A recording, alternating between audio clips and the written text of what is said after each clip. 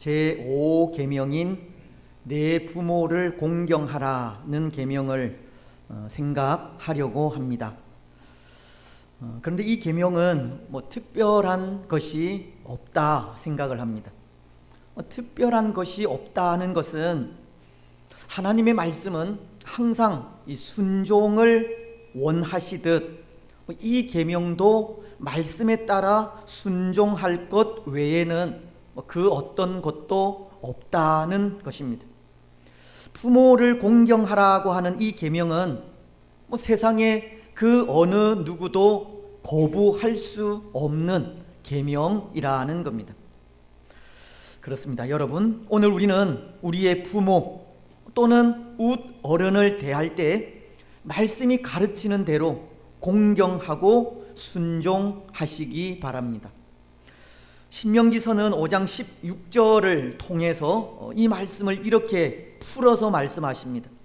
너는 내 하나님 여호와께서 명령하신 대로 내 부모를 공경하라. 그리하면 내 하나님 여호와가 내게 준 땅에서 내 생명이 길고 복을 누리리라. 오늘 우리는 말씀이 가르치는 그대로 부모를 공경하여 장수의 복과 하나님 주시는 복을 받아 누리시기 바랍니다. 그런데 여러분, 이스라엘 백성들에게는 특별한 한 법이 있었습니다. 그것은 하나님의 법 이외에 장로들의 유전, 전통이라는 것이 있었다는 것인데요. 그것은 율법에 따르는 세부적인 규칙들을 나름대로 제정한 법을 말합니다. 예를 들면 우리가 지난 주일 생각한 안식일을 기억하여 거룩하게 지키라는 계명이라면 안식일을 거룩하게 지키기 위해 이 필요한 세칙들을 구체적으로 정한 것이 어느 정도 거리를 정하고 그 거리 이상 걸으면 노동에 해당한다고 해서 걷지 못하게 한 일이라든지, 또 안식일에 음식을 만드는 일도 노동에 속하기에 미리 음식을 장만해 놓는 일과 집 안에 등불을 켜거나 끄지 못하게 하는 것이 그것입니다. 그래서 정통 유대인들에게 이러한 일은 예나 지금이나 변함 없는 모습 가운데 하나입니다. 한 번은 성지 순례를 가서 이런 일이 있었습니다. 안식일인 토요일에 이 호텔에 들어가게 되었는데요. 거기 한 커다란 룸에 유대교 전통 복장을 한 사람들이 이 아이들과 함께 모여 있는 겁니다. 그래서 무슨 일인지 물어보지 않았겠습니까? 그들의 대답이 안식일을 지키기 위해 모여 있다는 겁니다. 안식일에 많이 걷지도 않고 또 음식을 만들지 않기 위해 호텔에 모여 호텔에서 주는 음식을 먹으며 하루를 보낸다는 겁니다. 근데 우스운 것은 호텔의 한 작은 공간에 모여 놀고 있는 아이들에게 함께 이 사진을 찍자라고 그렇게 부탁을 하니 이 사진 찍는 일도 노동이다라고 거부를 하는 겁니다. 때로 저는 그 모습을 보면서 그런 생각을 했습니다. 정신이 참 좋다라는 생각입니다. 안식일을 바르게 지키고 하나님의 말씀을 바르게 지키겠다는 그 마음가짐이 참 좋다는 겁니다. 하지만 또 한편으로 들은 생각은 그들은 분명 하나님의 말씀을 바르게 지키겠다는 마음에 그런 세부적인 규칙들을 만들게 되었을 것인데요. 그러한 세칙들이 하나님 말씀의 본래 의도를 잃어버리게 하지는 않을까 하는 생각이었습니다. 무슨 말이냐 하면 안식일이 어떤 날이고 왜 안식일을 지켜야 하며 왜 그렇게 구체적인 세칙까지 정해가면서 안식일을 지켜야 하는지 그 의미를 잃어버리고 세칙만을 지킬 경우가 있기 때문입니다. 그렇지 않겠습니까? 그래서 자신들이 정한 구체적인 세칙대로 법을 지키지 않으면 마치 죄인이나 되는 양 정죄하고 죄인처럼 취급하는 문제가 생길 수 있는 겁니다. 실제적으로도 그런 일들이 얼마나 많이 일어나게 되었는지 모릅니다. 하루는 예수님께서 제자들과 함께 밀밭 사이를 지나가시다 제자들이 시장하여 이삭을 잘라 먹은 일이 있습니다. 그때 바리새인들은 마태복음 12장 2절을 통해 이런 말을 합니다. 보시오, 당신의 제자들이 안식일에 하지 못할 일을 하나이다. 바리새인들은 제자들이 그 밀을 손으로 비빈 것은 탈곡 행위요, 껍질을 날린 것은 도정 행위로 보고 안식일을 범하였다고 송사하게 된 것입니다. 때로 안식일에 노동을 하지 않는 것은 온 마음과 온 몸을 들여서 하나님을 예배한다는 의미가 있고 하나님께서 주신 참된 안식을 기린다는 의미가 있는데, 여러분, 밀을 비벼서 껍질을 날려 먹은 그것이 무슨 죄가 되겠습니까? 하지만 바리새인들은 장로들이 정한 유전과 전통을 어겼다고 정죄를 하게 되었다는 겁니다. 안식일에 무엇을 어떻게 먹든지 그것으로 하나님을 더 잘 예배하면 그것보다 아름다운 일은 없지만 그들은 자기들이 정한 전통을 어겼다고 제자들을 매도하고 송사하게 된 것입니다. 그래서 예수님은 그런 말씀을 하시지 않았습니까? 마태복음 12장 5절을 통해 또 안식일에 제사장들이 성전 안에서 안식을 범하여도 죄가 없음을 너희가 율법에서 읽지 못하였느냐. 예수님은 율법이 주는 참된 의는 정죄나 송사를 위함이 아니라는 말씀을 하신 겁니다. 때로 유대의 전통은 하나님이 주신 율법의 참된 의도에서 벗어난 경우가 많았다는 겁니다. 그래서 여러분, 만약 장로들이 정한 그 유전에 따라서 하나님을 예배하고 섬기게 된다면 그 섬김과 예배는 결국 형식과 외식에 불과한 것이지 않겠습니까? 왜냐하면 그것은 장로들이 정한 유전을 지키는 것뿐이지 하나님의 말씀 따라 마음과 뜻과 정성을 다해 예배하는 것은 아니기 때문입니다. 본래의 목적에서 벗어나 유전만을 따르는 예배이기에 그런 예배는 하나님께서 받지 않으시는 아무 소용없는 예배라는 겁니다. 하나님이 원하시는 예배는 마음과 뜻과 정성을 다하는 예배이지만 전통에 따르는 예배는 마음과 정성은 없고 모양만 있는 예배이기 때문입니다. 여러분, 오늘 제5계명이 가르치는 이 부모 공경에 대한 율법도 마찬가지입니다. 마태복음이 가르치는 말씀을 보면 5절로 6절은 이런 말씀을 하십니다. 너희는 이르되 누구든지 아버지에게나 어머니에게 말하기를 내가 드려 유익하게 할 것이 하나님께 드림이 되었다고 하기만 하면 그 부모를 공경할 것이 없다 하여 너희의 전통으로 하나님의 말씀을 폐하는도다.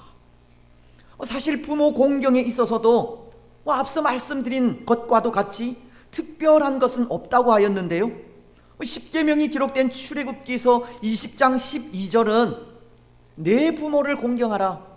그리하면 너의 하나님 나 여호와가 내게 준 땅에서 내 생명이 길리라고 하시듯 율법의 말씀을 따라서 부모에게 순종하고 그 은혜에 감사하며 존경하면 되는 겁니다.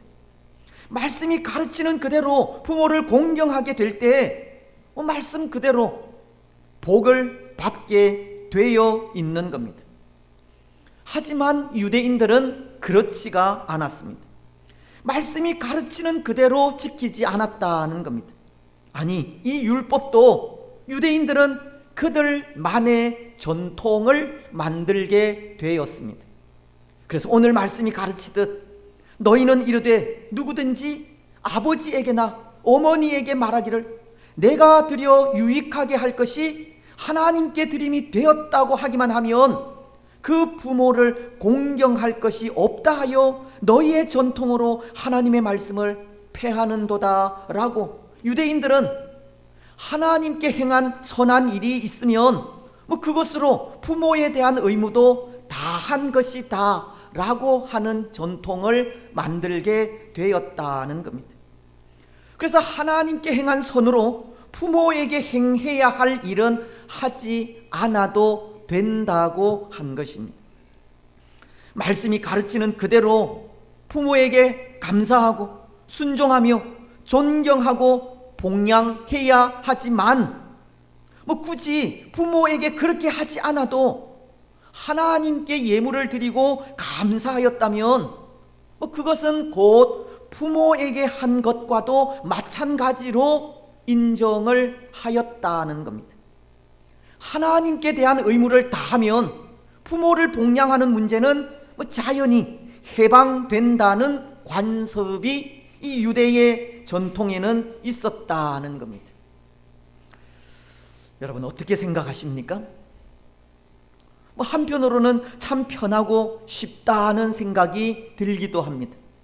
오늘날과도 같이 부모를 모시는 문제로 이 갈등이 심한 이 시대에 어쩌면 그런 갈등이 한순간에 해결될 수 있는 미래지향적인 방법이기도 한 것 같기 때문입니다. 부모에게 할 일을 그저 하나님 앞에 나와 감사하고 예배하면서 하나님께 행하면 부모를 공경하는 일까지 마쳐지니 얼마나 편하고 쉽습니까?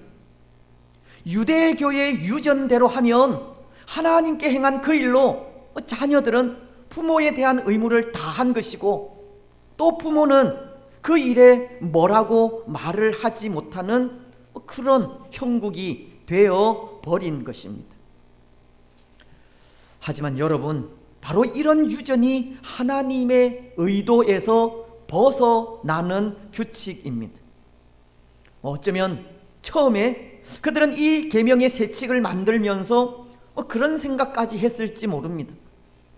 특별히 부모들을 생각하여 하나님께 예물을 드리면 그 예물이 부모들이나 어려움을 당하는 어른들에게 사용되기 때문에 그것으로 부모나 어른들을 공경하라는 하나님의 말씀을 지키는 것이 아닐까, 그런 생각까지 했을지 모른다는 것입니다. 그런데 그렇게까지 의도했을 수 있는 그 전통이 법으로 굳어버리게 된 것입니다. 그래서 하나님 앞에 헌금만 하면 부모를 돌아보지 않아도 된다는 의도로 바뀌게 되었습니다. 그래서 예수님은 그 모습을 보고 오늘 말씀을 통해 책망하신 겁니다. 왜 너희는 전통을 핑계 삼아 하나님의 계명을 어기느냐고 책망하시는 겁니다. 하나님의 율법에는 내 아버지나 어머니를 공경하고 누구든지 부모를 욕하는 자들은 죽여야 한다고 하신 것인데 너희들은 어찌하여 부모에게 잘못한 것을 예물을 드리기만 하면 용서받을 수 있다고 하느냐고, 그 율법의 본래 의도에서 벗어난 그것을 책망하게 된 것입니다. 그리고는 그 전통이 잘못되었으니 말씀이 가르치는 그대로 부모를 공경하라고 하신 겁니다. 사랑하는 여러분, 하나님의 말씀은 말씀 그대로 지켜져야 합니다. 말씀이 전하는 뜻을 바로 이해하고 바르게 행해야 한다는 겁니다. 때로 유대인들처럼 하나님의 말씀을 더 잘 지키기 위해 세부적인 규칙을 정해서 지키는 것도 좋을 수 있지만 그것 때문에 말씀이 왜곡되이 전해지거나 말씀의 뜻과는 달리 곡해가 된다면 그것은 하나님의 말씀을 어기는 것이 되는 겁니다. 오늘 우리는 말씀 그대로 또 말씀의 뜻을 잘 분별하여 바르게 지켜야 합니다. 사실 오늘 우리도 이렇게 교리를 소교리 문답이라는 교리를 공부하고 있지만 이런 교리나 교회의 전통도 때로 유대교 장로들의 유전과도 같아질 수 있다는 생각을 하기도 합니다. 왜냐하면 오늘 우리도 교리에 얽매여서 또는 교회의 전통에 얽매여서 바른 신앙의 삶을 살아가지 못할 때도 있기 때문입니다. 물론 교리라고 하는 것이 성경을 중심으로 제정된 것이기는 하지만 저는 성경이 가르치는 자유를 교리라는 것이 또 전통이라는 것이 많이 빼앗아 간다는 느낌을 받기도 합니다. 우리가 교리를 공부하는 것은 교리를 통해 성경을 좀 더 잘 이해하고 성경을 더 자세히 알아가기 위한 것이 이유이지만 성경보다는 교리나 전통에 얽매여서 성경이 원하는 본래 의도를 잊게 할 때가 많이 있다는 것입니다.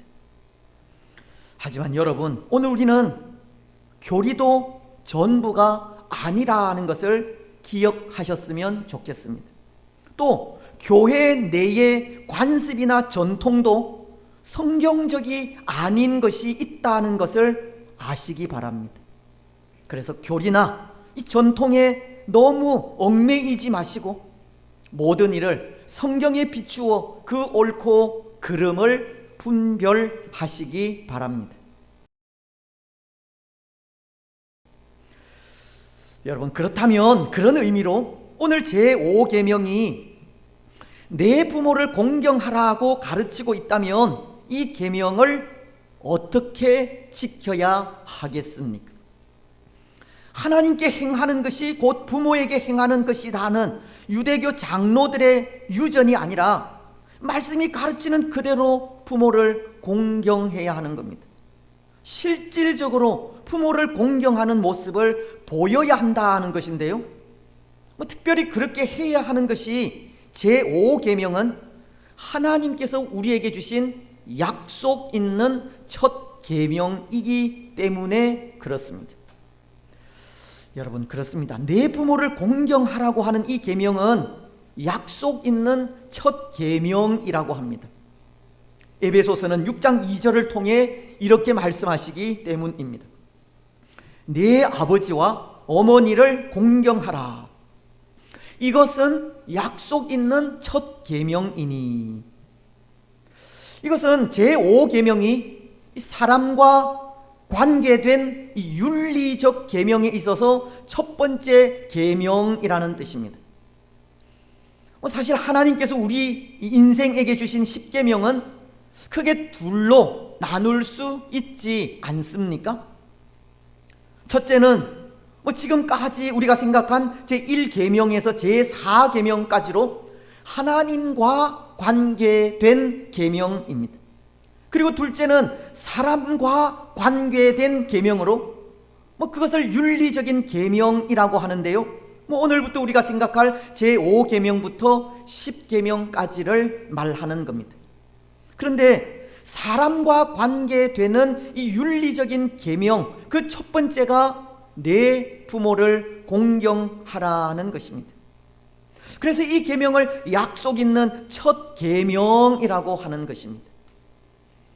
하지만 여기 이 내 부모를 공경하라 하는 이 계명을 약속 있는 첫 계명이라고도 하는 것이 이 계명도 하나님과 관계되는 계명과 같은 수준의 계명이라는 것을 가르치기 위해서입니다.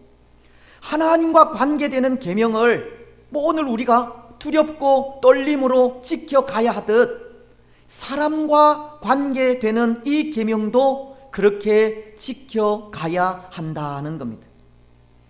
그래서 구약을 통해 하나님과 관계되는 법과 사람과 관계되는 이 법이 동일하다는 것을 보게 되는 것이 먼저 출애굽기서 21장 17절을 통해서인데요, 이렇게 말씀하기 때문입니다. 자기의 아버지나 어머니를 저주하는 자는 반드시 죽일지니라. 또 신명기서 21장 18절로 21절도 이렇게 말씀하십니다. 사람에게 완악하고 패역한 아들이 있어 그 아버지의 말이나 그 어머니의 말을 순종하지 아니하고 부모가 징계하여도 순종하지 아니하거든 그의 부모가 그를 끌고 성문에 이르러 그 성읍 장로들에게 나아가서 그 성읍 장로들에게 말하기를 우리의 이 자식은 완악하고 패역하여 우리 말을 듣지 아니하고 방탕하며 술에 잠긴 자라 하면 그 성읍의 모든 사람들이 그를 돌로 쳐 죽일지니 이같이 네가 너희 중에 악을 제하라. 그리하면 온 이스라엘이 듣고 두려워하리라. 말씀은 부모를 거역하는 자녀에게 사형에 처하라는 것을 말씀하고 있는 겁니다. 그런데 부모를 거역하는 자를 사형에 처하라고 하는 것은 하나님을 저주함으로 내려지는 벌과 같은 성격임을 알 수 있습니다. 레위기서는 24장 15절로 16절을 통해 이렇게 말씀하고 있기 때문입니다. 누구든지 그의 하나님을 저주하면 죄를 담당할 것이요 여호와의 이름을 모독하면 그를 반드시 죽일지니 온 회중이 돌로 그를 죽일지니라. 하나님을 저주하는 자도 돌로 쳐서 죽이라고 하십니다. 말씀은 하나님을 저주하거나 부모를 저주한 일을 동일하게 징계한다는 것은 하나님을 섬기는 것과 부모를 공경하는 문제를 이 같은 수준에서 다루고 있다는 것을 가르치고 있는 겁니다. 부모를 공경하라고 하는 계명은 하나님을 섬기는 계명과 같다는 것을 보여주는 겁니다. 그러니 이 계명이 얼마나 중요한 계명입니까? 우리가 하나님을 섬긴다고 하면서 부모님을 제대로 섬기지 못하면 그것은 하나님을 섬기지 않는 죄와도 같은 겁니다. 우리가 하나님 앞에서 하나님을 높이고 경배하며 찬양하지만 비록 부모가 하나님처럼 찬양과 경배의 대상은 아니라 할지라도 부모를 높이지 않고 감사하지 않으면 그것도 죄라는 겁니다. 그래서 여기 공경하라고 하는 이 공경이라는 단어가 순종이라는 뜻만 가지고 있는 것이 아니라 우리가 하나님을 높이듯 이 높인다는 뜻도 포함이 되어져 있습니다. 중히 여기고 높은 위치에 두며 높이 평가하고 인정한다는 뜻이 공경이라는 단어 속에 포함되어 있다는 겁니다. 그래서 비록 우리가 하나님처럼 부모님의 이름을 높이고 찬양하고 경배하지는 않는다 할지라도 그러한 수준으로 부모님들을 높이고 존경해야 한다는 뜻이 담겨져 있는 겁니다. 때로 우리는 부모의 뜻을 거역할 때가 없잖아 있지 않습니까? 예를 들면 신앙의 문제에 부딪힐 때 부모를 위해 신앙을 버릴 수가 없기 때문에 혹 그때 부모를 거역할 수 있을지는 모르겠지만 그럼에도 공경심까지는 잃어서는 안 된다는 것이 제5계명이 가르치는 뜻입니다. 여러분, 오늘 우리는 부모를 공경해야 합니다. 하나님을 섬기는 것과 같은 마음으로 부모를 섬겨야 하고 어떠한 경우 속에서라도 부모님을 높이고 존중하며 존경하는 마음을 잃어버려서는 안 됩니다. 오늘 우리는 우리의 부모 또는 어른들을 하나님을 섬기듯 섬기고 사랑하시기 바랍니다. 하나님을 대하듯 높이고 존중하며 존경하시기 바랍니다. 그런데 여러분, 우리 하나님은 보십시오. 오늘 우리가 창조주이시고 구원자이신 하나님을 섬기고 경배하는 일이 당연한 일이듯 부모를 섬기고 공경하는 일도 당연한 일이지만 그 당연한 일에 하나님은 복의 약속까지 하시는 겁니다. 제5계명은 내 부모를 공경하라고 하시면서 이렇게 말씀하고 있기 때문입니다. 내 하나님 여호와가 내게 준 땅에서 내 생명이 길리라. 소교리 문답 제66문도 그것을 가르치고 있는데요, 제5계명을 지켜야 하는 이유가 무엇인지를 물으면서 이렇게 가르치고 있기 때문입니다. 제5계명을 지켜야 하는 이유는 그것이 하나님에게 영광이 되고 우리 자신에게 선이 되며 이 계명을 지키는 모든 사람에게 장수와 번영을 약속하시기 때문이다. 마치도 신명기 28장을 통해 하나님을 섬기고 하나님의 율법을 지킬 때 여호와께서 너를 세계 모든 민족 위에 뛰어나게 하실 것이요 복이 내게 임하며 내게 이르리니 성읍에서도 복을 받고 들에서도 복을 받을 것이며 네가 들어와도 복을 받고 나가도 복을 받으리라고 하신 것과도 똑같은 복을 약속하신 겁니다. 저는 이 말씀을 이렇게 이해하려고 합니다. 오늘 우리가 하나님을 섬기는 일도 그렇지만 부모를 공경하는 일도 갈수록 세월이 가면 갈수록 힘들어지고 어려워지지 않습니까? 세월이 가면 갈수록 믿음의 삶을 바르게 사는 일도 힘들고 또 부모를 섬기고 공경하는 일도 힘들고 어려워진다는 겁니다. 그래서 하나님은 그런 문제를 바로 이것을 통해 미리 보여주시면서 믿음의 삶을 살고 부모를 공경하는 삶이 힘들고 어렵지만 그래도 말씀을 기억하여 순종하면 순종하는 자들에게 하나님은 힘을 주시기 위하여 이런 복의 약속을 하신 것이 아닐까 생각합니다. 오늘 우리가 구원의 은혜에 늘 감사하고 또 부모님의 은혜에 감사하는 그 마음이 변하지 않으면 상관이 없겠지만 세월이 가면 갈수록 하나님의 은혜를 기억하고 부모님의 사랑에 감사하는 삶이 귀하기 때문에 이 복의 약속으로 우리에게 힘이 되고 원동력이 되게 하여 더 귀한 믿음의 삶을 살아가게 하고 더욱 부모를 잘 공경하게 하기 위하여 이 복의 약속을 하신 것이 아닐까, 그런 생각을 한다는 것입니다.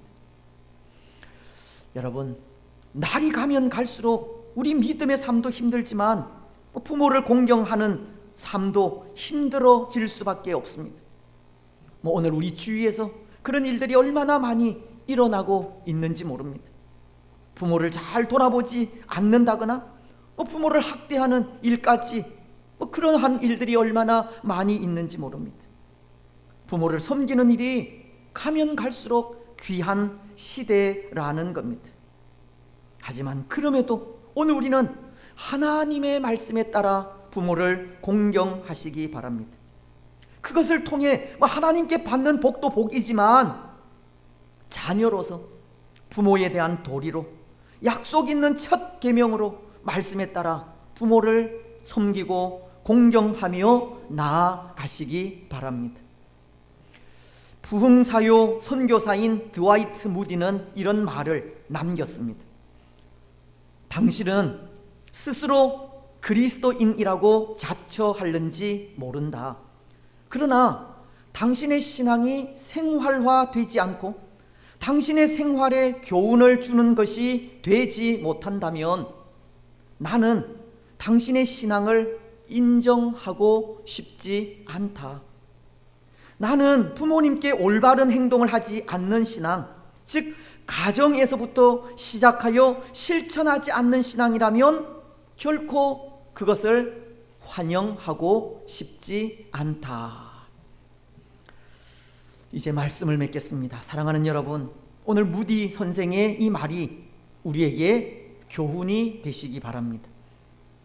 당신의 신앙이 생활화되지 않고 당신의 생활에 교훈을 주는 것이 되지 못한다면 나는 당신의 신앙을 인정하고 싶지 않다. 나는 부모님께 올바른 행동을 하지 않는 신앙, 즉 가정에서부터 시작하여 실천하지 않는 신앙이라면 결코 그것을 환영하고 싶지 않다. 이 말을 오늘 우리 마음속에 분명히 새겨 넣으시기를 바랍니다. 그래서 말이 아니라 실천하는 신앙이, 하나님께 더 가까이 나아가는 신앙이, 부모를 공경하고 섬기며 가정에서부터 참 신앙인의 삶을 사는 신앙인이 되어서 하나님의 영광, 하나님의 의를 이 땅 위에 나타내는 복된 성도들이 되시기를 주님의 이름으로